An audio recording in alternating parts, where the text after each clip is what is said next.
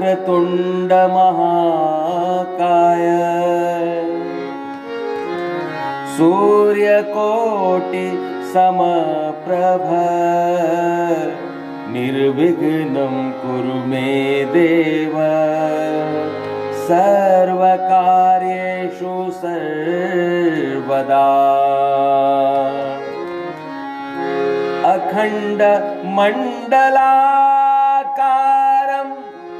व्याप्तं येन चराचरम् तत्पदं दर्शितं येन तस्मै श्री गुरवे नमः।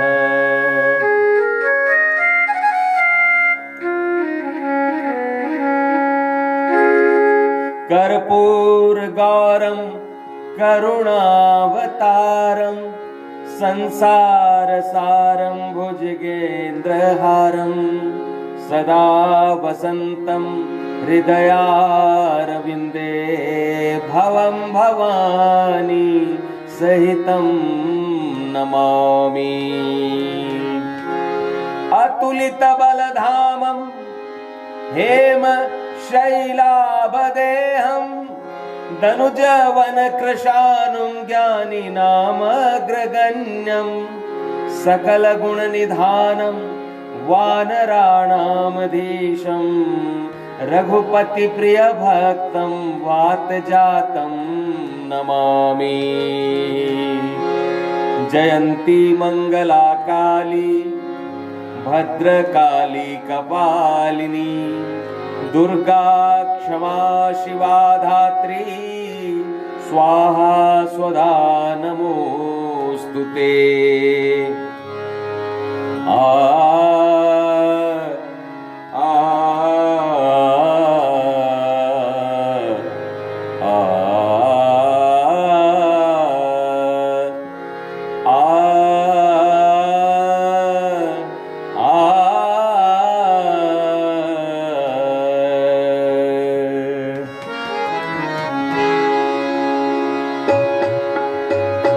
झांकी उमा महेश की आठों पहर किया करूं। झांकी उमा महेश की आठों पहर किया करूं। नैनों के पात्र में सुधा नैनों के पात्र में सुधा नैनों के पात्र में सुधा भर भर के मैं पिया करूं। झांकी उमा महेश की।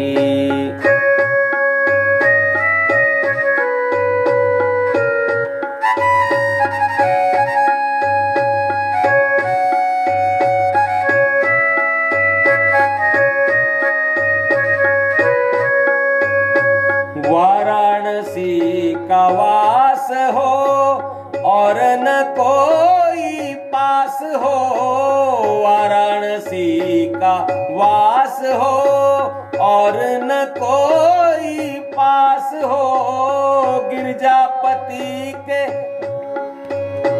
गिरजापति के नाम का सुमिरन भजन किया करूं।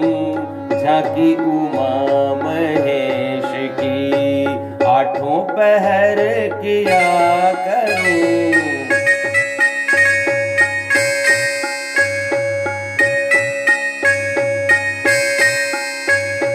जयति जय महेश है जयति नंद केश है।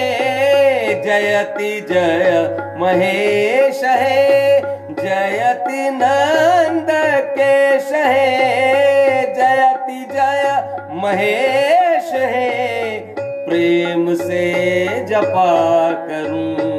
झांकी उमा महेश की आठों पहर किया करूं। झांकी उमा महेश की।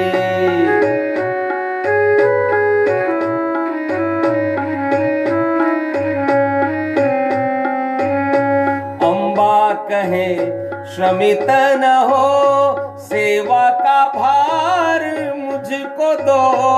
अम्बा कहे श्रमित न हो, सेवा का भार मुझको दो। जी भर के तुम पिया करो, जी भर के तुम पिया करो। घोट के मैं दिया करूं झांकी उमा महेश की। आठों पहर किया करूं झांकी उमा महेश की।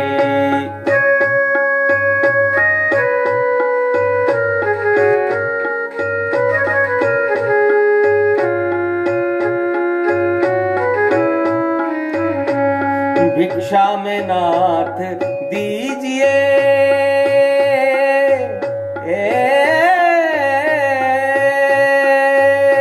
भिक्षा में नाथ दीजिए।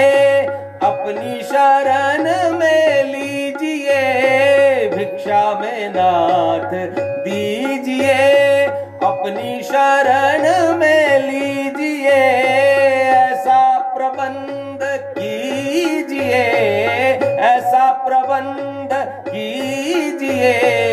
सेवा में नित लगा रहूं झांकी उमा महेश की।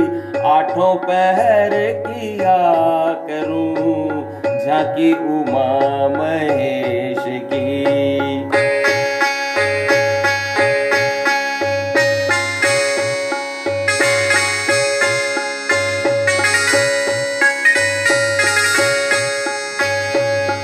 तो जगत के नाथ हो, सब पर दया का हाथ हो। तुम तो जगत के नाथ हो, सब पर दया का हाथ हो। मैं ही निराश हो प्रभु, मैं ही निराश हो प्रभु।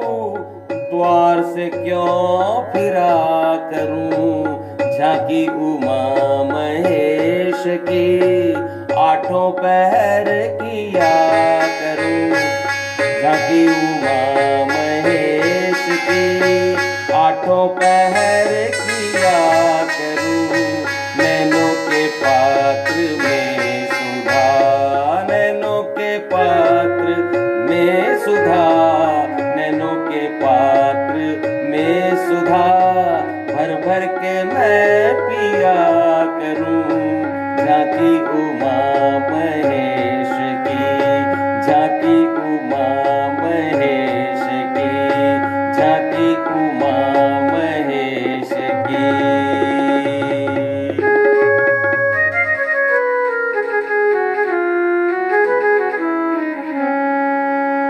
बोलो खाटू नरेश की जय, लखदातार की जय। श्री हरिनारायण भगवान की जय। उमापति महादेव की जय। सर्वे भवन्तु सुखिनः, सर्वे सन्तु निरामया, सर्वे भद्राणि पश्यन्तु, मा कश्चिद् दुःख भाग् भवेत्, मा कश्चिद् दुःख भाग् भवेत्। बोलो शंकर भगवान की जय। प्रेमियों, सभी का श्याम बाबा की शास्त्र सम्मत कथा में हार्दिक अभिनंदन और स्वागत है। आज श्याम बाबा की इस कथा के प्रसारण को 295वां दिन है। बोलो बोलो प्रेमियों श्याम बाबा की जय। बोलो बोलो प्रेमियों श्याम बाबा की जय। श्याम बाबा की जय, खाटू वाले की जय। बोलो बोलो प्रेमियों श्याम बाबा की जय। बोलो बोलो प्रेमियों श्याम बाबा की जय। श्याम बाबा की जय, खाटू वाले की जय। बोलो बोलो प्रेमियों श्याम बाबा की जय। बोलो खाटू नरेश की जय। अमर शीश की जय। सुहृदय श्याम सरकार की जय। और आज हम सभी श्याम बाबा की शास्त्र सम्मत कथा के अंतर्गत वंदना प्रकरण में पहुंचे हुए हैं और वहां सभी मिलके इस कथा में आए सभी जो प्रमुख पात्र हैं सभी की वंदना कर रहे हैं, शब्द वंदना कर रहे हैं, भाव वंदना कर रहे हैं। और वंदना करते करते कल हमने सबसे पहले खाटू श्याम जी की वंदना की, फिर श्याम बाबा के दरबार की वंदना की और फिर देवी कामाख्या जो हमारे बाबा श्याम यानी वीर बर्बरीक जी के माता जी की गुरु हैं, देवी कामाख्या जो प्राग ज्योतिषपुर असम प्रदेश में जिनका निवास है, जो कण कण में वास करने वाली हैं। असम से तो वो पूरी पृथ्वी का संचालन करती हैं। ऐसी देवी कामाख्या जो हमारे श्याम बाबा के माता जी मौरवी की गुरु हैं, उनको हम सभी प्रणाम करते हैं। बोलो देवी कामाख्या माता की जय हो। इसके बाद में हम सभी ने यमुना माता की वंदना की। यमुना नदी जो कि श्री कृष्ण की पटरानी है और जिनके तट पर ये इंद्रप्रस्थ पांडवों की राजधानी बसी हुई है, जहां से ये कथा प्रसारित हो रही है। और जिस यमुना के किनारे बैठकर बाबा ने ये कथा लिखवाई है, वेद व्यास जी की कथा है, ये वेद व्यास जी ने लिखी थी, उस कथा का गायन हो रहा है। इसलिए हम सभी मिलके यमुना महारानी को, यमुना माता को प्रणाम करते हैं। बोलो यमुना माता की जय हो। इसके बाद में गंगा मैया, सरस्वती माता, गंगा को कौन नहीं जानता है। राजा भागीरथ जी ने स्वर्ग से धरती पे लेके आए, जो शिव की जटाओं में समा गई, जो गोमुख से निकलती है और बंगाल की खाड़ी में जाके सागर से मिल जाती है। ऐसी माता गंगा जिसके तट पर अनेक तीर्थ हैं, अनेक लीलाएं जहां पर हुई, उस गंगा मैया को भी हम सभी प्रणाम करते हैं। सरस्वती माता को प्रणाम करते हैं। सरस्वती माता कौन है? सरस्वती नदी का भी नाम है सरस्वती। ऐसी जो पतित पावनी गंगा यमुना सरस्वती प्रयागराज जहां इन तीनों का मिलन होता है, उस तीर्थ राज प्रयाग को भी प्रणाम करते हैं। और उसके बाद में हम सभी मिलकर भीमसेन जी को प्रणाम करते हैं। भीमसेन जी कौन है? कौरव दल का नाश करने वाले भीमसेन जी, जो हमारे बाबा श्याम यानी वीर बर्बरीक जी के दादाजी हैं, उनको प्रणाम करते हैं। बोलो भीमसेन बलकारी की जय। और उसके बाद में हम उनके सुपुत्र भीमसेन जी के सुपुत्र घटोत्कच जी की वंदना करते हैं। बोलो घटोत्कच महाराज की जय। कल यहीं तक हम लोगों ने गाया था और फिर ये जो प्रसारण है वो नेट के कारण बाधित हो गया था। कोई बात नहीं है, आज कल जहां छोड़ा था वहीं से आज पुनः आरंभ करते हैं। बोलो बोलो प्रेमियों श्याम बाबा की जय। बोलो बोलो प्रेमियों श्याम बाबा की जय। श्याम बाबा की जय, खाटू वाले की जय। बोलो बोलो प्रेमियों श्याम बाबा की जय। श्रीमद नारायण नारायण नारायण, भजमन नारायण नारायण नारायण, श्रीमद नारायण नारायण नारायण, श्रीमद नारायण नारायण नारायण, भजमन नारायण नारायण नारायण, श्रीमद नारायण नारायण नारायण। बोलो श्री लक्ष्मी नारायण भगवान की जय। जय श्री श्याम, जय जय श्री श्याम, खाटू के श्याम जय घन श्याम।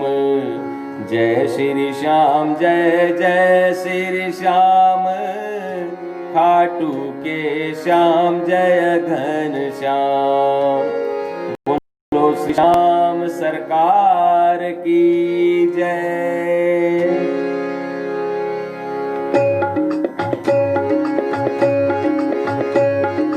जय श्री श्याम जय श्री श्याम, खाटू के श्याम जय घन श्याम। घटोत्कच पितु आज्ञाकारी, यश बल गौरव का अधिकारी। ब्याह मुरसुता संग रचाया, पुत्र यशस्वी जिसने जाया। समर महाभारत में निर्णायक, पांडव कुल के शव सुखदायक। धन धन माता मौरवी, धन धन नारी जात।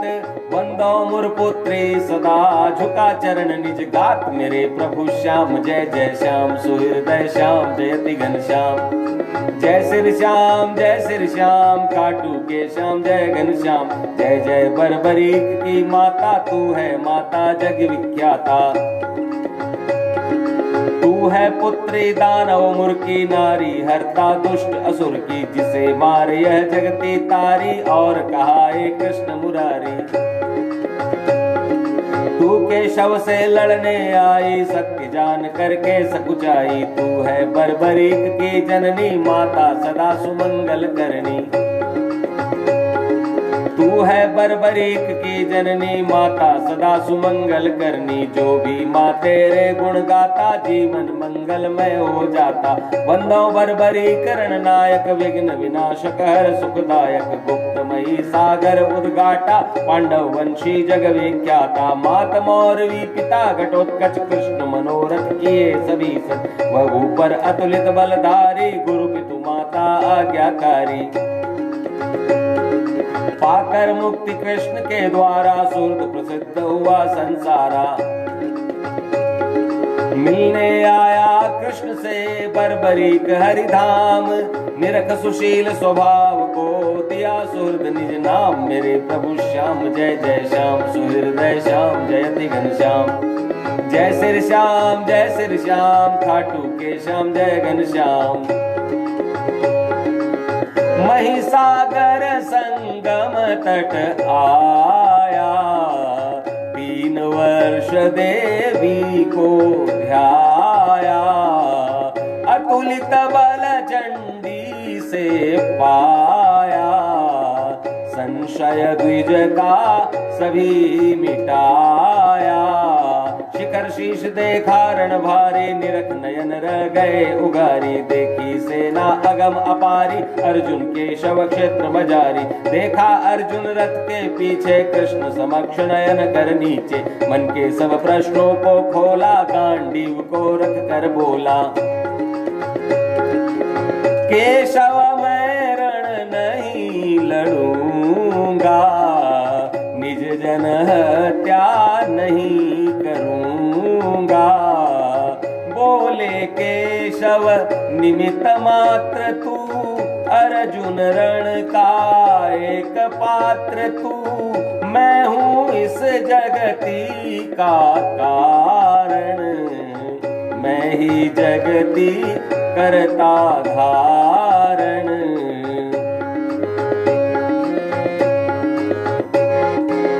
हानि धर्म की होती जब जब, रज स्वरूप में आता तब तब। दुष्ट जनों की हत्या करता, धीरज संत जनों में भरता। इसीलिए हे पार्थ तू मेरा कहना मान। कर्मनिष्ठ बन आज तू, तज संशय अज्ञान। मेरे प्रभु श्याम जय जय श्याम, सुहृदय श्याम जयति घन श्याम। हमारे बाबा की वंदना कर रहे हैं, और उस वंदना के क्रम में हम कह रहे हैं कि हे बाबा, हे बर्बरीक जी, आपने उस महाभारत संग्राम को देखा जो धर्म की स्थापना के लिए कुरुक्षेत्र में लड़ा जा रहा था। आपने वो सब कुछ देखा जो रण क्षेत्र में हुआ। सबसे पहले आपने देखा कि अर्जुन रथ के पीछे आके बैठ गए, गांडीव को रख के बोले कि मैं युद्ध नहीं करूंगा। और फिर भगवान ने उन्हें ज्ञान की प्राप्ति कराई और विराट स्वरूप दिखाया।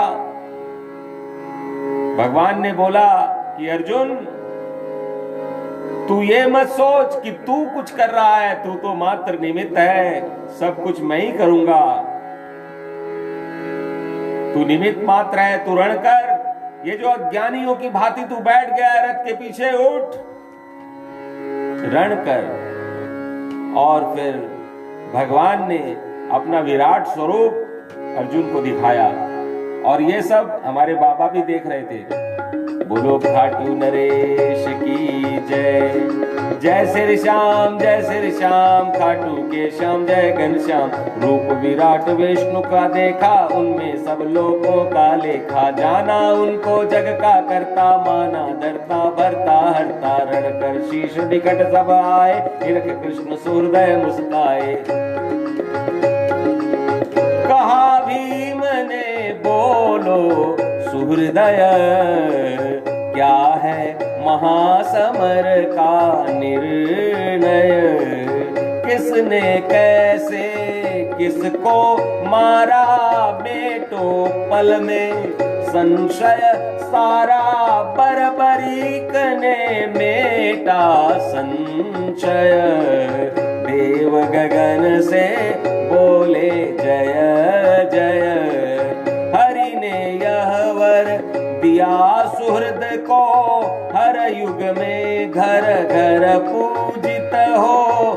बसे सुहृद जब खाटू आकर, बोले सबको यह समझा कर।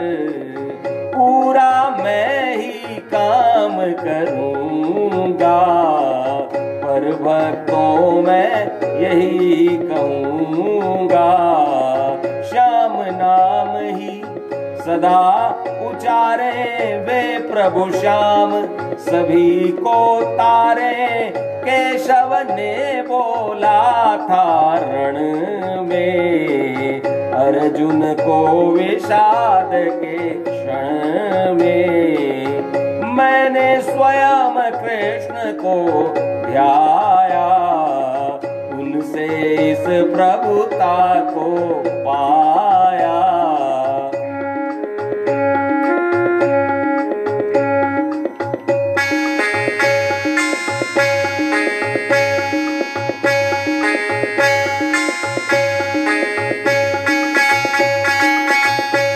केशव के ही कहने पर, मैं ही इस खाटू में रह कर दीन जनों की सेवा करता। सबके सारे संकट हरता, जो भी आता यहाँ हार कर लौटाता उसको संवार कर। सूर्यावर चा यक्षराज में करता रहता, विष्णु काज में सवनित श्याम नाम को गाए। मनवांछित फल मुझसे पाए।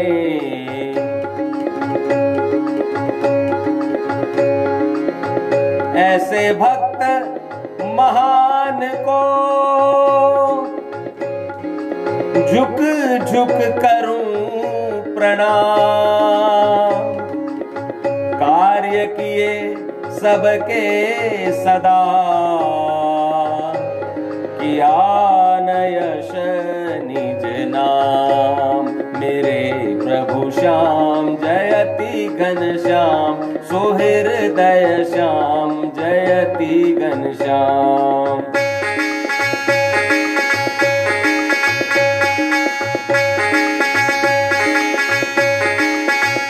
और अब सभी मिलकर श्याम बाबा की शास्त्र सम्मत कथा के अंतर्गत बर्बरीक जी को प्रणाम करते हैं।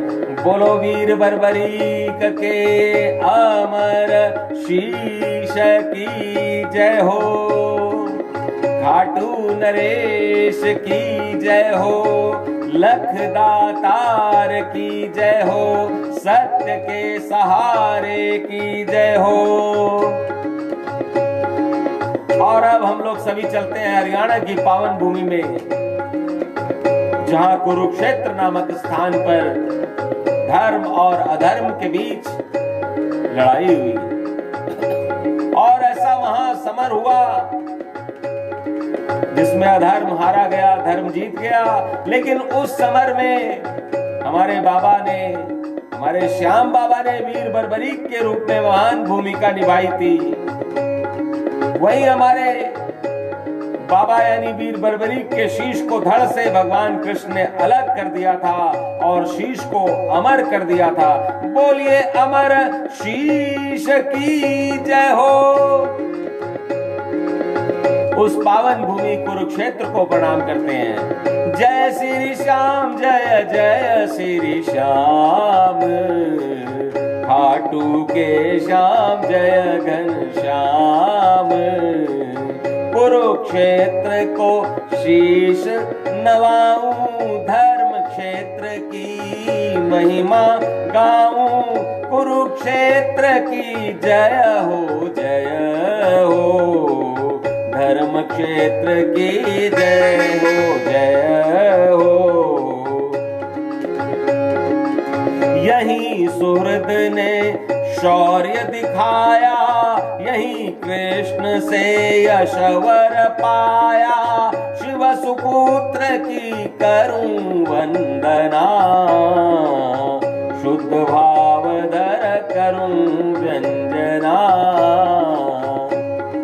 कुरुक्षेत्र को प्रणाम करने के बाद में अब हम सभी शिव सुपुत्र कार्तिकेय भगवान की वंदना करते हैं। बोलिए शिव सुपुत्र भगवान कार्तिकेय की जय हो। क्योंकि कार्तिकेय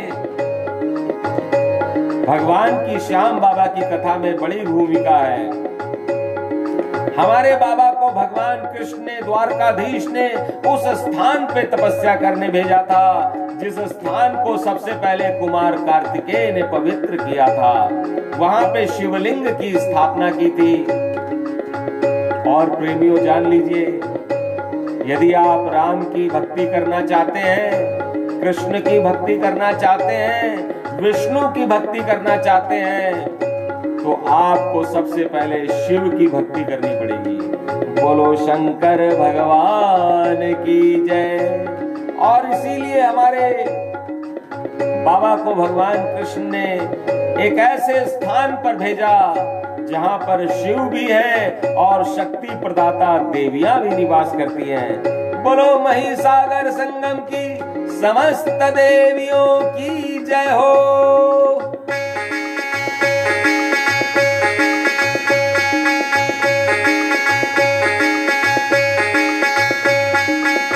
शिव सुपुत्र की करूं वंदना, शुद्ध भाव धर करूं व्यंजना। किया मही सागर सम्मानित, सिंधु मध्य कर शिवलिंग स्थापित। कुमारेश शिवलिंग कुहाया, कर दर्शन जन मन हर्षाया। ब्रह्म शाप से उसे छुड़ाया, तीर्थ सर्व प्रधान बताया।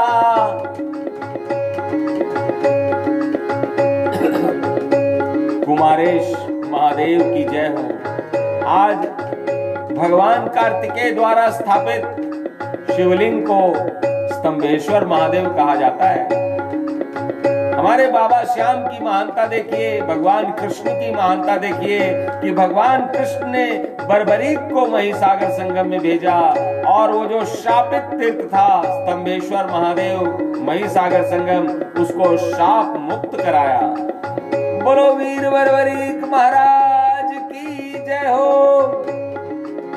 गुप्त तीर्थ को नमन करूं मैं, महिसागर का ध्यान धरूं मैं। ब्रह्मपुत्र द्वारा था शापित, तीर्थ स्तंभित जग में चर्चित, बरबरी कने कर उद्घाटित, करवाया फिर से जग पूजित। कृष्ण सुहृद को यहीं पठाया, अतुलित बल देवी से पाया। कुमारेश शिवलिंग विराजे, महादेव भीमेश्वर साजे।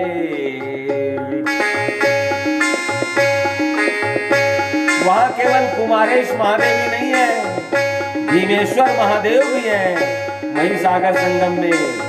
और वो कथा आगे आने वाली है कि किस प्रकार से भीमेश्वर महादेव की स्थापना हुई।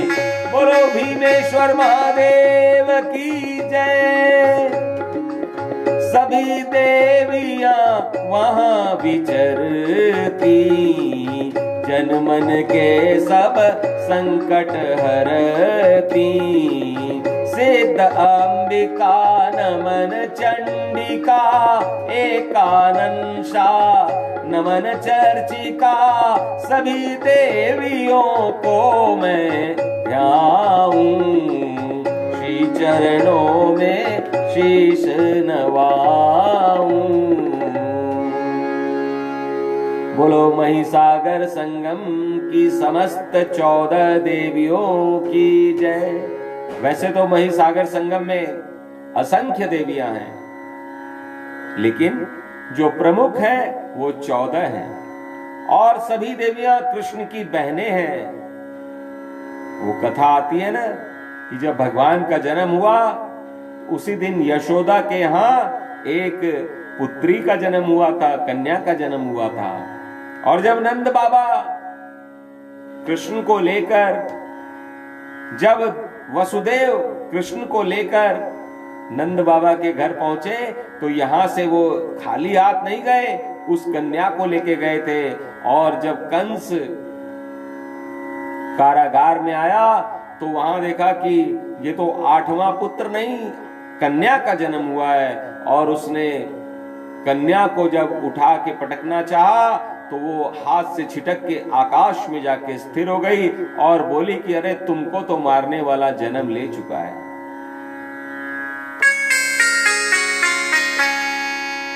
और फिर कंस जो है किंग कर्तव्य विमूढ़ हो गया कि अब क्या करें।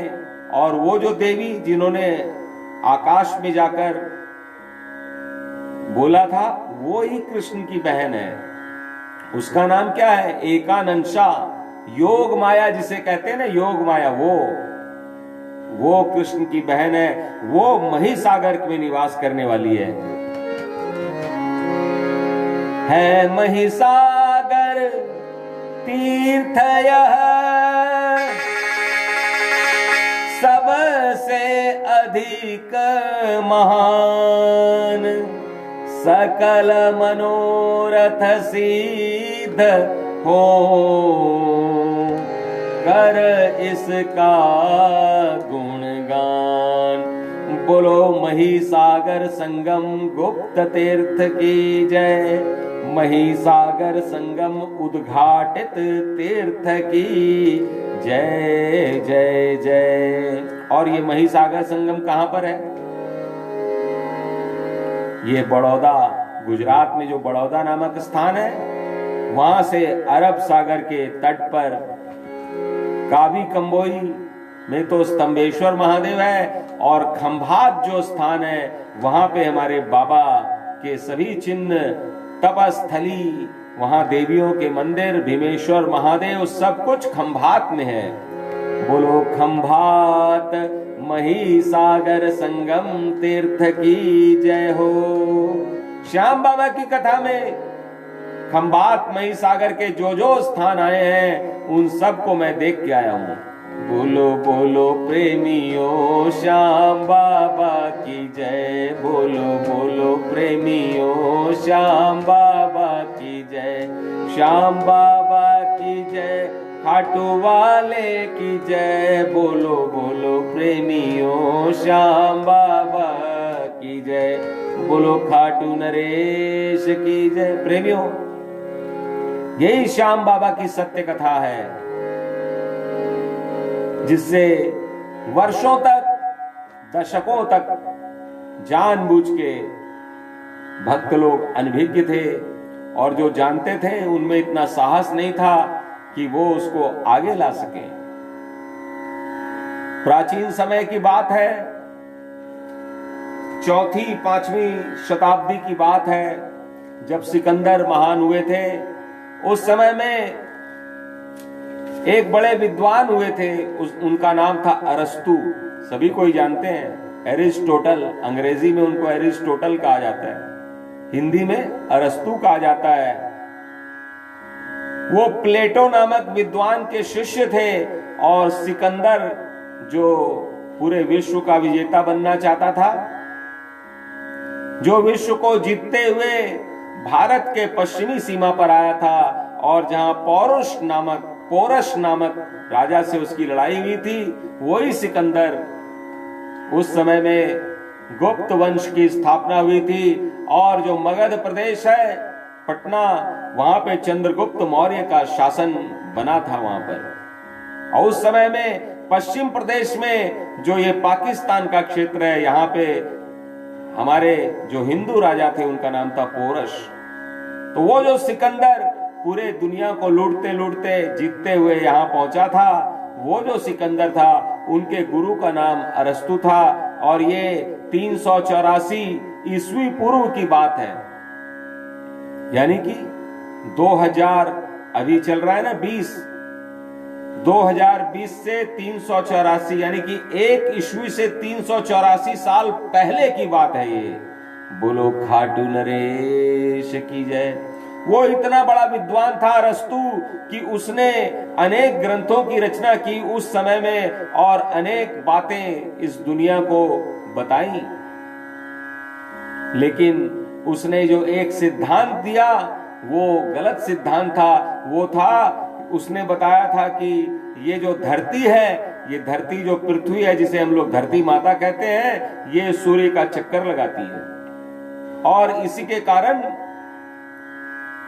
धरती जो है अपने स्थान पे रहती है। ये सूर्य जो है वो चक्कर काटता है, वो सुबह आता है और शाम को चला जाता है। ये कहा था उसने। क्या कहा था कि सूरज जो है वो धरती के चक्कर काटता है, इस ब्रह्मांड के केंद्र में पृथ्वी है। जो लोग अहंकारी होते हैं वो लोग मानते हैं कि हम ही सब कुछ हैं, ये दुनिया हमारा ही चक्कर काट रही है। जिनको अपने ज्ञान का अहंकार हो जाता है वो ऐसा कहते हैं। इसी प्रकार से उस अरस्तु नाम के विद्वान ने, जो उस समय का महान विद्वान था, जो सिकंदर का गुरु था, प्लेटो का शिष्य था, उसने कहा कि ये जो पृथ्वी है ये ब्रह्मांड के केंद्र में है और ये जो सूरज है एवं अन्य जो ग्रह हैं वो सब पृथ्वी का चक्कर काट रहे हैं। लेकिन प्रेमियों, ये सिद्धांत अधिक समय तक नहीं चला। कई सदी बीत गई, यही सिद्धांत चल रहा था और धीरे धीरे जब सभ्यता का विकास हो रहा था तो यूरोप में चर्च की स्थापना हुई और जो चर्च, ईसाई धर्म का जो चर्च है, ये यूरोप वाले जो है ना अपने आप को बहुत बड़ा विद्वान समझते हैं, इंग्लैंड वाले, यूरोप वाले, उस समय ये भारत को नहीं खोज पाए थे और भारत का जो शास्त्र था, धर्मशास्त्र, सनातन शास्त्र, उसका अध्ययन वो लोग नहीं कर पाए थे।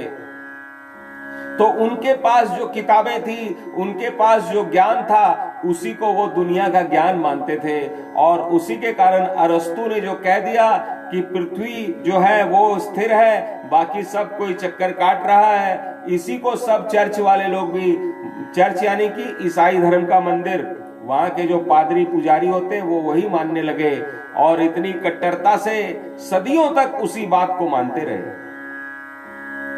लेकिन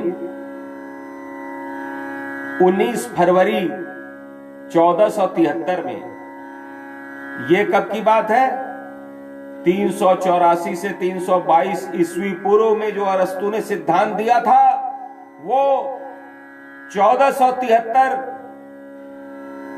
और 1400, जब तक कोपरनिकस नाम के विद्वान का जन्म नहीं हुआ और पढ़ लिख के वो समझदार नहीं हुआ, तब तक यही सिद्धांत चल रहा था। 1473 में तो कोपरनिकस का जन्म हुआ था, तो जन्मते ही थोड़ी उसने सिद्धांत दे दिया था। उसने भी 10, 15, 20 साल के बाद में जब उसको पढ़ाई लिखाई की, उसने शोध किया, तब जाके कोपरनिकस ने कहा, क्या कहा सबसे पहले दुनिया में, वो भी यूरोप का ही रहने वाला था, उसने कहा कि ये जो पृथ्वी है वो अंतरिक्ष के केंद्र में नहीं है। कोपरनिकस ने सबसे पहली बार कहा, और यूरोपीय साइंस विज्ञान के अनुसार कोपरनिकस ने बोला, लेकिन भारत का जो साइंस है वो तो पहले से ही चल रहा था, जिसका अध्ययन वेद पुराणों का उन लोगों ने नहीं किया था। इसलिए वो अरस्तु के सिद्धांत को मान रहे थे। फिर कोपरनिकस ने एक थ्योरी दी कि नहीं, अरस्तु ने जो इतनी सदियों तक उसकी परंपरा चली आ रही है कि पृथ्वी का चक्कर सूर्य काटता है, ये गलत है। वास्तव में सूर्य जो है वो इस ब्रह्मांड के केंद्र में है, और ये जितने ग्रह हैं वो सभी सूर्य का चक्कर काटते हैं। और जब जो लोग पहले अरस्तु के सिद्धांत पे विश्वास करते थे, मानते आए थे सदियों से, युगों से, शताब्दियों से, जब कोपरनिकस ने ऐसा कहा तो उसकी खूब आलोचना हुई। जो मैंने एक पोस्ट निकाला था ना कि सच जो बोलता है उसको कितना कष्ट होता है, वो यही बात कहने के लिए कल हमारा जो ये प्रसारण है बीच में कट गया था, इसलिए नहीं बोल पाए थे। कोपरनिकस ने जब 1473 में शोध करने के बाद में, बहुत परिश्रम करने के बाद में, ऐसे ही नहीं बोला कि हिंदुस्तान का धर्मशास्त्र पढ़ लिया और कह दिया, ऐसा नहीं कहा। उसने शोध किया, और उसका जो शोध था वो हिंदुस्तानियों के, हमारे पौराणिक ग्रंथों से मिलता था। ये संयोग की बात थी। उसने बोला कि नहीं, सूर्य जो है वो इस ब्रह्मांड के केंद्र में है, और ये जितने भी ग्रह देख रहे हैं हम, ये सभी उसका चक्कर काटते हैं, सूर्य का चक्कर काटते हैं। और फिर उसने ये भी बताया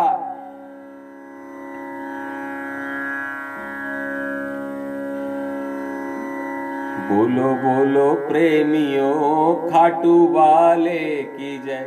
जब उसने ये बताया तो वहां के जो बड़े बड़े विद्वान थे, जो अरस्तु के प्रशंसक थे, वो उससे नाराज हो गए और उसको समाज से बहिष्कृत कर दिया। और जब उनका क्रोध, जो अरस्तु के ज्ञान को लेके आगे बढ़ रहे थे, जो कूप मंडूकता में डूबे हुए थे, जो कुएं के मेढक के समान थे, वो निकलना नहीं चाहते थे, शोध नहीं करना चाहते थे, जिसको पकड़ लिया उसी को लेके चल रहे थे, उन लोगों ने उसको बहुत प्रकार से प्रताड़ित किया। और सबसे पहले यूरोपीय विद्वान कोपरनिकस ने बोला कि ये जो सूर्य है वो स्थिर रहता है, और ये धरती 1 साल में सूर्य का चक्कर काटती है, 1 साल में। इसी से मौसम बदलते हैं, जाड़ा, गर्मी, बरसात, ये सूर्य जो चक्कर काटता है ना, इसके कारण होता है। और फिर उसने एक और सिद्धांत दिया कि ये जो धरती है वो अपने अक्ष पे भी घूमती है, यानी कि धरती घूम भी रही है। और मान लीजिए ये सूर्य है, तो ये धरती जो है घूमती जा रही है। मान लीजिए ये नारियल जो है सो धरती है, और ये माइक सूर्य है, तो ये धरती जो है घूम भी रही है और सूर्य का चक्कर भी काट रही है। तो उसने बोला कि ये धरती 24 घंटे में एक बार अपने अक्ष पे घूमती है, 24 घंटा लगता है, और वो 1 साल में सूर्य का चक्कर काटती है। यहाँ तो कुछ सेकंड में ही चक्कर काट रहे हैं, लेकिन सूर्य का चक्कर काटने में धरती को 1 साल लगता है। बोलो खाटू नरेश की जय। इतना बड़ा सिद्धांत दिया उसने। और जब उसने सच्ची बात कही तो उसको अनेक प्रकार से प्रताड़ित किया गया, उसको लोग दुत्कारने लगे, छी छी छी छी छी छी, कैसी बात करता है। ये सूरज को हम लोग देखते हैं पूरब से उगता है, पश्चिम में चला जाता है, और ये बेवकूफ कोपरनिकस कहता है कि पृथ्वी जो है सूरज के चक्कर काटती है।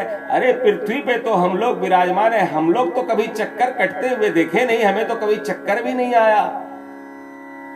बोलो लखदातार की जय। इस प्रकार से जो मीराबाई को जहर पिलाया गया वो तो अभी 500 साल पहले, अरे उसके पहले भी, हजारों साल पहले भी ऐसे ऐसे विद्वान लोग थे जो कूप मंडुकता में कुएं के मेढक के समान जीवन यापन कर रहे थे, और जो कोई विद्वान शोध करता था तो उसको बेवकूफ कहते थे। जो सोच समझ के प्रयोगशाला में प्रयोग करके जब कोई सिद्धांत देता था और वो अकाट्य था, ऐसी मेहनत करने वालों को लोग प्रताड़ित करते थे। युगों युगों से प्रताड़ना सहते आए हैं ऐसे लोग जो सच का साथ देते हैं। और 1530 में इसमें लिखा है, 1530 में, 1473 में तो उसका जन्म हुआ, 1530 में कोपरनिकस ने अरस्तु के सिद्धांत को पलट दिया और बोला कि अरस्तु का जो सिद्धांत है वो गलत है। पृथ्वी का चक्कर सूर्य नहीं काटता है, बल्कि जितने भी ग्रह हैं पृथ्वी सहित वो सभी सूर्य के चारों तरफ में ऐसे घूमते रहते हैं। जैसे पुराने जमाने में माताएं बहनें गांव वाले लोग आटा चक्की चलाते थे, ऐसे ऐसे चलाते थे ना, वैसे ही घूमता है।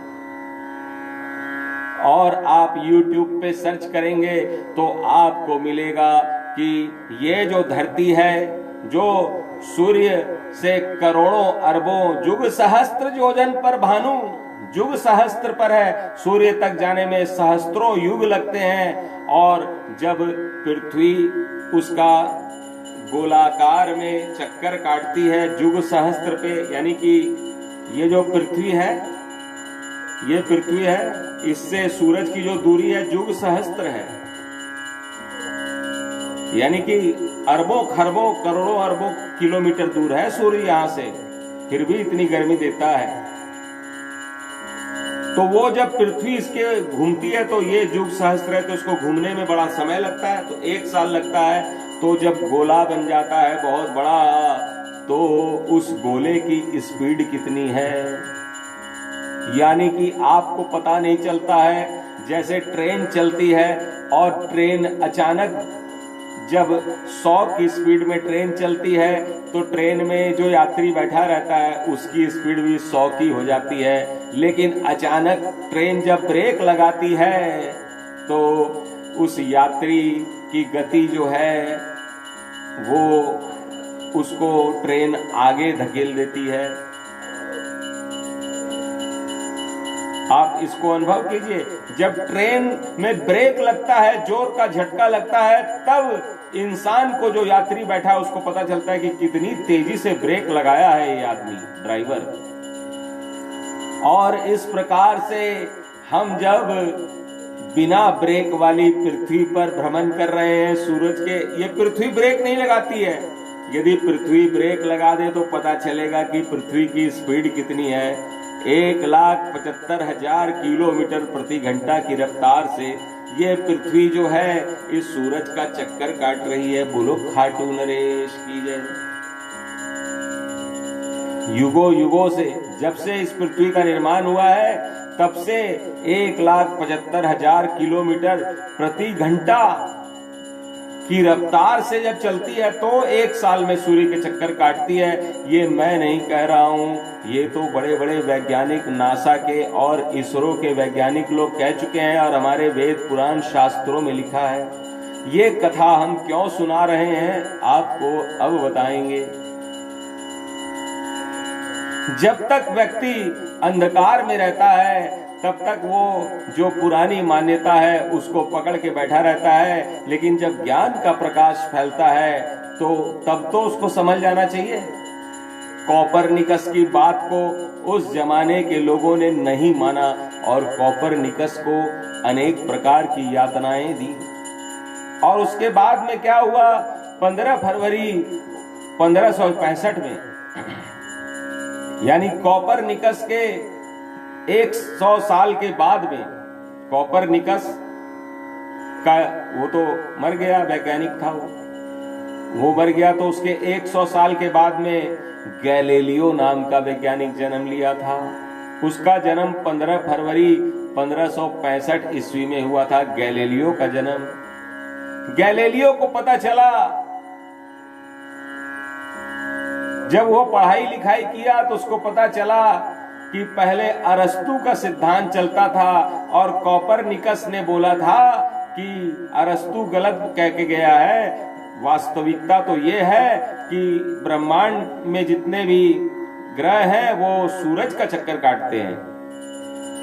गैलीलियो ने भी इस पर शोध किया और पाया कि अरस्तु गलत कह के गया है, कोपरनिकस ने सही बोला था। और अपनी बात को प्रमाणित करने के लिए गैलीलियो ने अनेक प्रकार के शोध किए, तो उसको पता चला कि हॉलैंड नामक एक देश में किसी ने एक दूरबीन बनाया है जो कि बहुत दूर तक देखता है।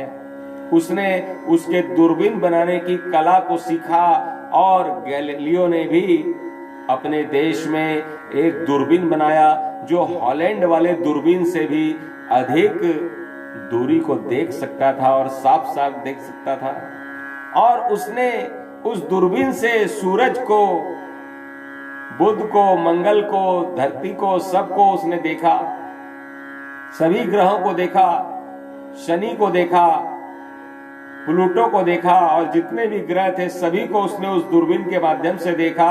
और उसने पाया कि सूर्य जो है वो इस ब्रह्मांड के केंद्र में है और ये सभी ग्रह जो हैं इस नारियल की तरह इस सूर्य के चक्कर काटते रहते हैं। बोलो खाटू नरेश की जय।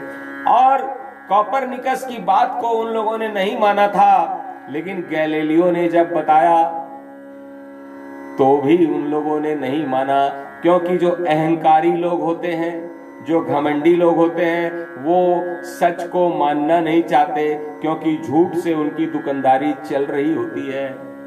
जो दुकानदारी अरस्तु के सिद्धांत से चल रही है, जो बड़े बड़े पंडित मठाधीश लोग उसको मान के लोगों को धोख खुआते हैं, बाबा को पुजवाते हैं, चर्च में पुजवा रहे हैं, वो लोग कैसे बोल दें कि अरस्तु गलत बोल के गया है। अरे अरस्तु को गलत बताएंगे तो ये जितने पादरी पंडित जो बड़े बड़े विद्वान हैं, अरस्तु तो मर गया, ये जो जीवित पंडित लोग हैं, विद्वान पादरी, ये झूठे हो जाएंगे। तो उनके यजमान उनको बोलेंगे कि कैसे पंडित हो तुम, किसी ने कुछ बोल दिया और उसी को मान के हमको गलत पूजा करवा दिया। बोलो खाटू नरेश की जय। और उन पादरियों ने, क्योंकि ये सब घटना जो है यूरोप में ही हो रही है, यूरोप माने ये जर्मनी, ये इटली, ये पुर्तगाल, ये इंग्लैंड, ये जो एरिया है ना, हॉलैंड, पोलैंड, ये जो एरिया है इसको यूरोप कहते हैं। ये अपने आप को बड़ा विद्वान ये लोग मानते हैं, अंग्रेज, जिसको हम लोग अंग्रेज कह देते हैं। उन लोगों ने भी उस गैलीलियो को प्रताड़ित किया और उसको जेल में डाल दिया।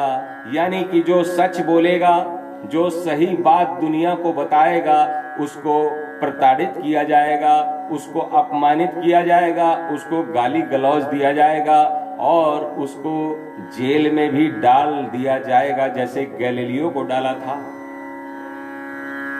और गैलीलियो ने जो बोला उसको जेल में डाल दिया, उसको अनेक प्रकार से प्रताड़ित किया गया और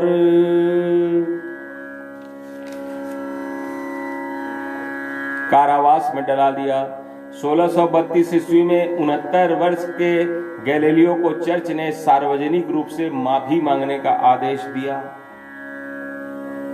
69 साल की उम्र में, 70 से एक कम, जो चर्च था वहां का यूरोप का, उसने बोला कि ए गैलीलियो, तुम झूठ बोलते हो। इतने सालों से हम लोग जानते हैं कि सूरज पूरब से आता है, पश्चिम में चला जाता है, और तुम कहते हो कि सूरज नहीं आता है, ये पृथ्वी ही घूम रहा है। तुम झूठ बोलते हो, क्योंकि हमें पृथ्वी तो कभी घूमती हुई दिखती नहीं है। हम लोग तो पृथ्वी को घूमते हुए देख नहीं रहे हैं, सूरज को तो रोज घूमते हुए देखते हैं कि पूरब में आता है, दोपहर में माथे पे चमकता है और शाम को पश्चिम में डूब जाता है। पृथ्वी को कहीं उगते हुए और डूबते हुए तो हमने देखा नहीं, तो तुम्हारी बात को कैसे मान लें? बोलो खाटू नरेश की जय। और उन मूर्ख पादरियों ने, उस जमाने के यूरोपीय पंडितों ने उस गैलीलियो को जेल में डाल दिया, उसको अपमानित किया, उसको मारा पीटा, उसको बदनाम किया, समाज के अंदर में पूरी दुनिया में बदनाम कर दिया। बोला कि ये पागल है, क्योंकि ये बोल रहा है कि सूरज अपनी जगह पे रहता है और सारे ग्रह उसका चक्कर लगाते हैं। और ये बात कोई मैं ऐसे अपने से बना के नहीं बोल रहा हूं। गूगल पे सर्च कीजिए, गैलीलियो लिखिए, कोपरनिकस लिखिए, अरस्तु लिखिए, सब कुछ लिखा हुआ आ जाएगा। और गूगल पे विश्वास नहीं है तो किसी लाइब्रेरी में चले जाइए, अपने बच्चों की किताब पढ़िए, उसमें सब कुछ मिल जाएगा, क्योंकि बच्चों की किताब में सब पढ़ाया जाता है। और आप और हम जब बच्चे थे तो भी हमने स्कूल में यही सब सुना था। जब घंटी बजती थी तो क्लास मास्टर हमें यही सब सिखाते थे। अरे मास्टरियो यो ही सिखायो थो, जनत मास्टरिया की बात न भूलगा, स्कूल वाली बात न। और बड़ा होगा तो कोई पंडित कोई बेवकूफ था न कुछ बोल दियो, बी की बात न मानने लगा। तो 1530 में कोपरनिकस ने अरस्तु के सिद्धांत को बदला था, और उसके बाद में 100 साल के बाद में गैलीलियो ने कोपरनिकस वाली बात को सही मान लिया। बोला कि कोपरनिकस बहुत बढ़िया आदमी था, उसने सही बोला था, अरस्तु गलत था।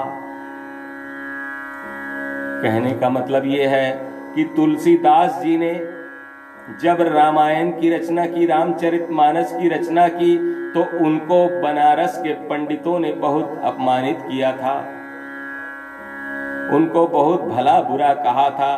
बोला ये अपने आप को वेद व्यास समझता है, वाल्मीकि समझता है। और वही लोग आज उस तुलसीदास की पूजा करते हैं, जो लोग पहले जिनके दादा परदादा तुलसीदास जी को अपमानित करते थे। इसी प्रकार सूरदास जी को भी लोगों ने उस जमाने में बहुत अपमानित किया था, और इसी के कारण उन्होंने अपनी आंखें फोड़ ली थी। बोलो लखदातार की जय। मीराबाई को इतना अपमानित किया कि मीराबाई को जहर का प्याला पीना पड़ा था। यानी कि हमारा समाज पढ़ा लिखा ऐसा समाज बन गया है कि जो सच के रास्ते पे किसी को ले जाना चाहेगा, जो सच का रास्ता दिखाएगा, शास्त्र का रास्ता दिखाएगा, उसका नाम लेके उसको बदनाम किया जाएगा। ये हमारे मन में बैठ गया है, क्योंकि हम अरस्तु वाले हैं। हम अपने आप को बहुत होशियार समझते हैं, वेद पुराण को झूठा कहते हैं, और कहते हैं कि वेद पुराण को तो अंग्रेजों ने और मुसलमानों ने जला दिया था। अरे उन लोगों ने जो जलाया था, उसके अलावा भी और उसके ग्रंथ जो थे और दूसरी लाइब्रेरी में पड़े थे, और उस जमाने में सभी को सारे पुराण और वेद याद रहते थे। उन लोगों ने दूसरी किताब बना ली। आज भी यदि तुम सारे किताबों को जला दोगे तो क्या ज्ञान नष्ट हो जाएगा क्या? सबको याद है, बड़े बड़े पंडित जो गुफा में बैठे हैं, बनारस में जाओ, मथुरा वृंदावन में जाओ, सबको पुराण याद है। तुम जला दो कितने भी पुराण, फिर से उसको लिख दिया जाएगा। बोलो खाटू नरेश की जय। लेकिन दूसरे को समझते हैं बेवकूफ। जो आदमी अच्छा काम कर रहा है, समाज को सही रास्ता दिखा रहा है, उसको उसका नाम लिख लिख के बदनाम करते हैं, उसके ऊपर में चरित्र हनन का आरोप लगाते हैं, चरित्र हनन करते हैं, उसको उल्टा सीधा बकते हैं, उससे गलत गलत प्रश्न पूछते हैं ताकि वो फंस जाए और फिर उसको बदनाम किया जाए। लेकिन मैं कहना चाहता हूं कि संस्कार चैनल देखिए आप लोग, आजकल उसमें जो कथा चल रही है, स्वामी जी कह रहे हैं कि ये जो हमारे शास्त्र हैं, हमारे जो धर्म ग्रंथ हैं, वो हमारे आधार ग्रंथ है हमारे सनातन धर्म के, जो यदि हिंदू के परिवार में तुमने जन्म लिया है और हिंदू के परिवार में जन्म लेके तुम यदि अपने शास्त्रों का अपमान करते हो तो तुम उस पाप का प्रायश्चित नहीं है।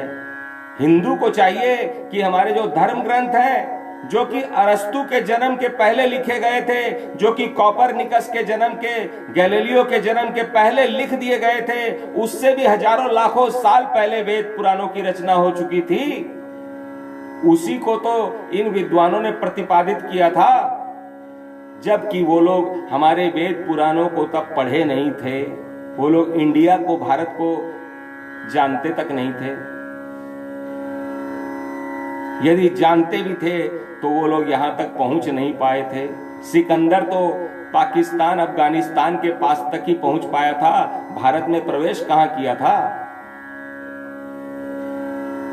कहने का मतलब यह है कि कुछ लोग शास्त्र का नाम तो लेते हैं लेकिन उसमें मिलावट कर देते हैं, अपनी पटकथा जोड़ देते हैं, और जो शुद्ध शास्त्र के का अनुसरण करता है, समाज को चलने के लिए उस पर प्रेरित करता है, उसको नीचा दिखाते हैं, उसको अपमानित करते हैं। लेकिन जिसकी रक्षा भगवान करता है उसका बाल बांका कोई नहीं कर सकता है। इसलिए हमने परसों कहा था कि हम एक कथा सुनाएंगे आपको, गैलीलियो की कथा सुनाएंगे, कोपरनिकस की कथा सुनाएंगे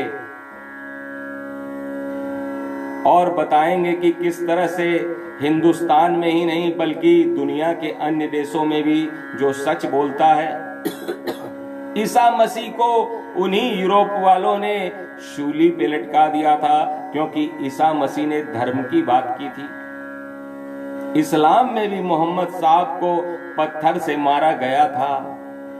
तो ये जो कुछ लोग अनाड़ी लोग, सभी अब ऐसे सभी पंडित नहीं है, सभी पंडित अपने आप को होशियार नहीं समझते हैं। वास्तव में जो पंडित है, विद्वान है, वो तो बहुत विनम्र है। लेकिन जो टुटपुंजिये लोग जो है, जो अपने आप को सोचते हैं कि वेद पुराण हमने कंठस्थ कर रखे हैं, उनको त्वमेव माता च पिता, त्वमेव मंत्र भी सही पढ़ना नहीं आता है, वो लोग दूसरे को नाम लिख लिख के बदनाम करते हैं। इसीलिए मैं कहता हूं कि सभी कोई पानी पीना छान के और बाबा श्याम की कथा अपनाना जान के, और जानने का तरीका यह है, स्कंद पुराण सभी पुराणों में सबसे बड़ा है, 81,100 श्लोक हैं, और हमें गर्व है कि उस स्कंद पुराण में हमारे बाबा श्याम की कथा लिखी है। और उससे डबल गर्व यह है कि हम जैसे तुच्छ जीव को बाबा श्याम की शास्त्र सम्मत कथा बिना मिलावट के गाने का अवसर मिला है। और न केवल गाने का अवसर मिला है बल्कि जन जन को फेसबुक के माध्यम से बताने का अवसर मिला है, क्योंकि ब्राह्मण का कर्तव्य यही है, सच्चा ब्राह्मण वही है जो समाज को विशुद्ध शास्त्र का आचरण करके कराना सिखाता है।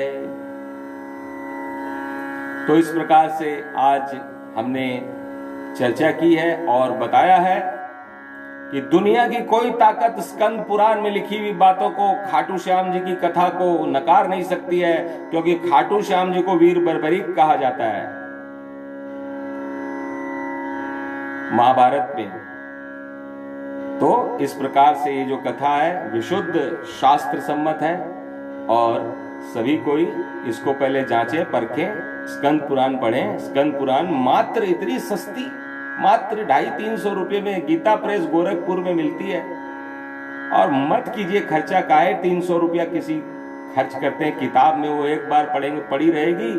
अरे गूगल पे सर्च मारो, स्कंद पुराण गीता प्रेस की संस्कृत के अर्थ सहित मिल जाएगी, पढ़ लो और देख लो। बर्बरीक जी की कथा वही लिखी है जो स्वामी संजय प्रभाकरानंद 22 मार्च से फेसबुक पर लाइव गा रहा है।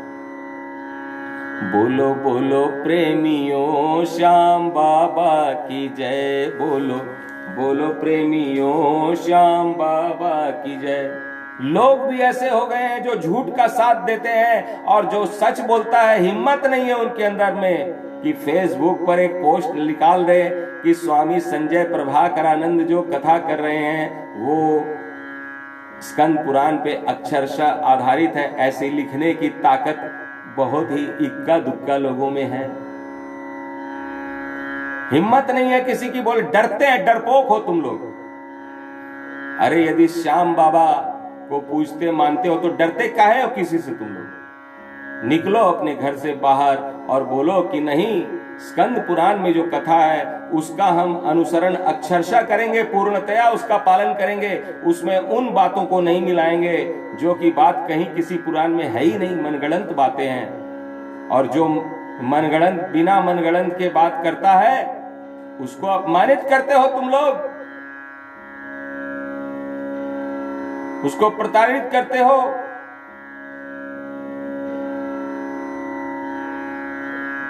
तुम लोग का मतलब जो लोग करते हैं। बोलो खाटू नरेश की जय, बोलो बोलो प्रेमियों श्याम बाबा की जय, श्याम बाबा की जय, खाटू वाले की जय, बोलो बोलो प्रेमियों श्याम बाबा की जय। अक्रूर जी को बड़ा घमंड था, भगवान कृष्ण के बहुत बड़े भक्त थे, उनको घमंड था कि मैं भगवान कृष्ण का बहुत बड़ा भक्त हूं। और जब भगवान कृष्ण को मथुरा में बुलाया गया कंस के द्वारा तो अक्रूर जी चिंतित हो गए, बोले वो मथुरा में बुला रहा है कृष्ण को, वो कृष्ण को मार देगा। इसलिए अक्रूर जी ने जब जाना कि कृष्ण तो जाएंगे ही जाएंगे, बलराम जी भी जाएंगे, तो अक्रूर जी ने कृष्ण की रक्षा के लिए सैनिकों को तैयार किया और बोला कि जिस रास्ते से कृष्ण जी जाएंगे तुम लोग रास्ते के दोनों किनारों में छुप छुप के खड़े रहना, और जब मैं इशारा करूं कंस के सैनिक आके कृष्ण को मारने का प्रयास करें तो तुम लोग आके और कंस के सैनिकों से लड़ाई करना और कृष्ण को बचा लेना। कृष्ण जी अक्रूर जी की इस बात से परिचित हो गए थे, जान गए थे, क्योंकि अक्रूर ये नहीं जानता था कि ये कृष्ण है कौन। जब तक आदमी, इंसान अनजान रहता है तब तक वो अपनी चलाता है, लेकिन जब जान जाता है, सब कुछ ज्ञान हो जाता है, तो फिर वो सब कुछ भगवान के ऊपर छोड़ देता है। बोलो श्री कृष्ण भगवान की जय। जो इस संसार के निर्माता हैं उन भगवान कृष्ण को कंस के अत्याचार से बचाने के लिए अक्रूर ने अपने सैनिकों को भेजा था। भगवान को अच्छा नहीं लगा। भगवान बोले कैसा मूर्ख है, हमको बचाने के लिए आ रहा है। अरे हम तो इस संसार के निर्माता हैं, हम ही तो सबको बुद्धि देते हैं। राक्षस को भी हम ही ने बनाया, धर्मात्मा को भी हम ही ने बनाया, देवताओं को। और ये कैसा आदमी है जो हमको बचाने के लिए सैनिकों को खड़ा कर रहा है। और फिर भगवान ने अक्रूर जी को दर्शन दिया। अक्रूर जी को दर्शन दिया भगवान ने, तो अक्रूर जी को अपनी भूल का ज्ञान प्राप्त हुआ। बोला कि अरे मैं तो मूर्ख हूं, मैं माथा खराब कर रहा था अपना, कितने सिपाही लगाए, कितना खर्चा कर दिया मैंने, इतने सिपाहियों को परेशान किया। भगवान की रक्षा करने की हमें क्या आवश्यकता है, भगवान तो सबकी रक्षा करते हैं, तो क्या वो अपनी रक्षा नहीं करेंगे। तब भगवान ने कहा कि अक्रूर मैं तुम्हें क्षमा करता हूं, और तुमने जो मुझे बचाने के लिए प्रयास किया है इसके लिए मैं तुम्हें दंडित नहीं करूंगा। तो बोला कि ये तो बड़ा अहंकार वाली बात हो गई कि अक्रूर सोचता था कि भगवान को मैं बचा लूंगा। तब भगवान ने अपने मुख से बोला नहीं, ये अहंकार नहीं है। भगवान की रक्षा के लिए यदि तुमने प्रयास किया है और कुछ किया है तो ये अहंकार नहीं है, मैं तुम्हें क्षमा करता हूं, तुमने अच्छा ही काम किया है। कहने का मतलब यह है कि यदि आप शास्त्र की रक्षा के लिए, धर्म की रक्षा के लिए, न्याय की रक्षा के लिए यदि प्रयास करते हैं, कुछ बोलते हैं, तो मूर्ख लोग उसको अहंकार बोलेंगे कि ये आदमी अहंकारी है, ये बोल रहा है कि ये शास्त्र का प्रचार कर रहा है। अरे ये अक्रूर जी की घटना से पता चलता है कि धर्म का प्रचार करना, शास्त्र का प्रचार करना अहंकार नहीं है। अहंकार तो वो है कि यदि मैं कहूं कि मुझसे बड़ा कथावाचक दुनिया में कोई नहीं है, मुझसे बड़ा गायक कोई नहीं है, ये अहंकार है। लेकिन सदमार्ग पे ले जाना, शास्त्र का प्रचार करना, ये अहंकार नहीं है। इसीलिए मैं कहता हूं कि श्याम बाबा की ये जो भागवत कथा है, जो भगवान की कथा है, ये अक्षरशः शास्त्र सम्मत है। इसका दुनिया की कोई ताकत इसको काट नहीं सकती है। कोई कितना ही बदनाम करे, कुछ भी करे, करता रहे। बोलो लखदातार की जय, बोलो बोलो प्रेमियों श्याम बाबा की जय, बोलो बोलो प्रेमियों श्याम बाबा की जय, श्याम बाबा की जय, खाटू वाले की जय। इसमें सबसे खतरनाक वो लोग हैं जो स्कंद पुराण हाथ में लेके घूमते हैं, लेकिन उनके मुंह से बोली नहीं निकलती है। वो लोग सत्य के बारे में प्रचार नहीं करते हैं, लेकिन स्कंद पुराण के समर्थक कहलाते हैं। और यदि स्वामी संजय प्रभाकरानंद स्कंद पुराण पर आधारित कथा करते हैं तो उसको गलत बताते हैं और उसको शेयर नहीं करते हैं।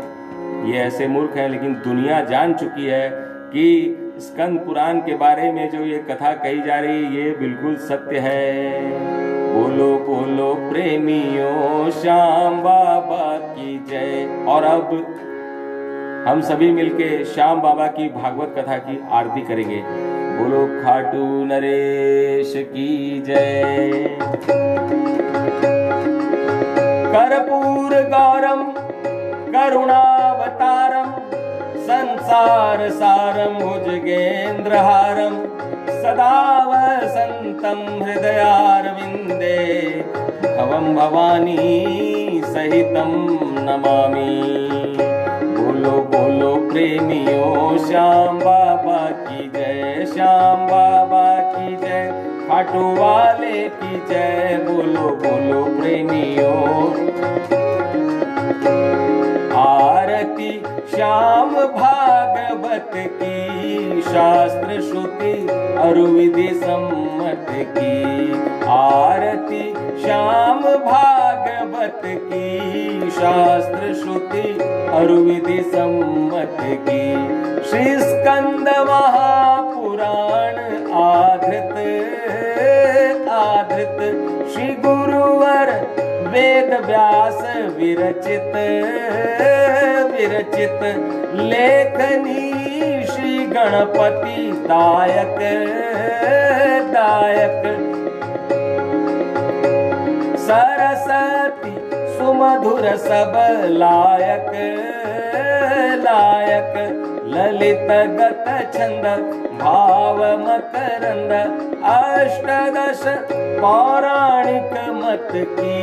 शास्त्र श्रुति अरुविधि सम्मत की।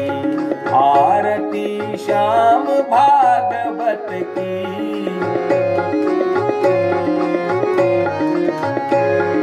आरती थाल करे जगमग देव बरसाए पुष्प सुभग संत ऋषि साधु भक्त गावे गान कर मन वांछित पावे बजे मृदंग प्रभाकर संग वाद्य वृंद अद्भुत संगत की। शास्त्र श्रुति अरुविधि सम्मत की। आरती श्याम भागवत की। शास्त्र श्रुति अरुविधि सम्मत की। शास्त्र श्रुति अरुविधि सम्मत की। शास्त्र श्रुति अरुविधि सम्मत की। त्वमेव माता च पिता त्वमेव बन्धु च सखा त्वमेव विद्या द्रविणं त्वमेव सर्वं मम देव। ॐ सच्चिदानंद रूपाय विश्वोत्पत्त्यादि हेतवे तापत्रय विनाशाय श्रीकृष्णाय वयं नुमः। वसुदेवसुतं देवं कंसचाणूरमर्दनं देवकी परमानंदं कृष्णं वंदे जगद्गुरुम्। ओम नमो भगवते मौरवीनंदनाय। ओम कृष्ण प्रियाय विद्महे बर्बरीकाय धीमहि तन्नः सुहृदः प्रचोदयात्। ओम श्री मौरवीनंदनाय नमः, श्री बर्बरीकाय नमः, श्री कृष्ण भक्ताय नमः, श्री सुहृदयाय नमः, श्री वीरेन्द्राय नमः, श्री श्याम कुलदेवाय नमः। अपराध सहस्राणि क्रियन्ते अहर्निशं मया दासोऽयमिति मामत्वा क्षमस्व परमेश्वरि। सर्वे भवन्तु सुखिनः, सर्वे सन्तु निरामया, सर्वे भद्राणि पश्यन्तु मा कश्चित् दुःखभाग् भवेत्। ओम पूर्णमद पूर्णमिदं पूर्णात् पूर्णमुदच्यते पूर्णस्य पूर्णमादाय पूर्णमेवावशिष्यते। ओम शान्तिः शान्तिः शांति। धर्म की जय हो, अधर्म का नाश हो, प्राणियों में सद्भावना हो, विश्व का कल्याण हो।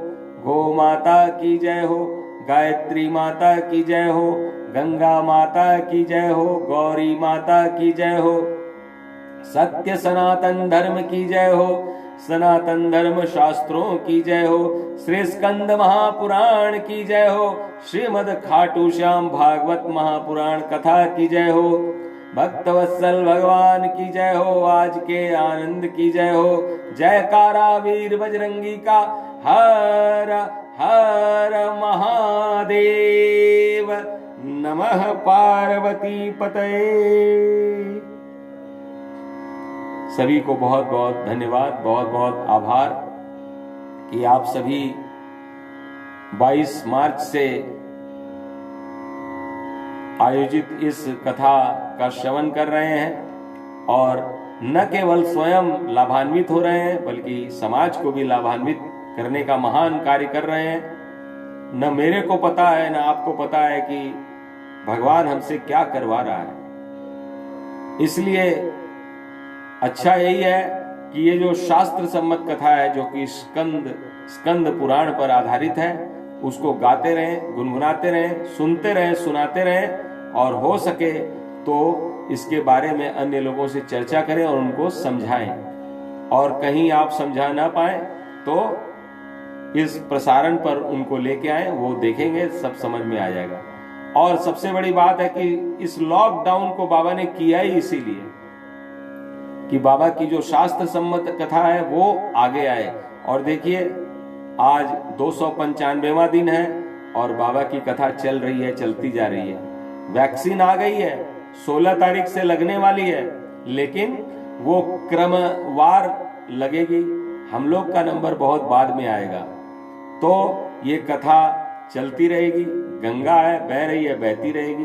बोलो खाटू नरेश की जय हो, आज के आनंद की जय हो। तो सभी कोई आनंदित रहिए, सभी कोई प्रसन्न रहिए और विपरीत परिस्थिति में जीना, जीवन को कैसे जिया जाता है ये हमें कोरोना गुरु ने सिखाया है। जैसे बहुत सारे लोग बोलते हैं गूगल गुरु, कृष्णम वंदे जगत गुरु, तो उसी प्रकार से ये कोरोना को गुरु की तरह देखिए कि इसने बहुत कुछ सिखाया है। और श्याम बाबा की जो शास्त्र सम्मत कथा है उसके लिए तो इसने इतना बड़ा काम किया है कि इसने सबको बैठा दिया, इसी कथा को आगे बढ़ा दिया।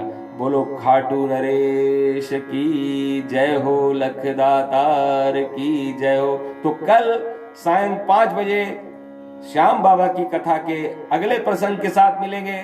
तब तक के लिए मैं स्वामी संजय प्रभाकरानंद सबसे राधे राधे, जय श्री श्याम, जय माता की, जय बालाजी की, जय सिया राम, जय हनुमान जी महाराज की, जय महादेव, वंदे मातरम कहते हुए विदा लेता हूँ। धन्यवाद। जय श्री श्याम। ओ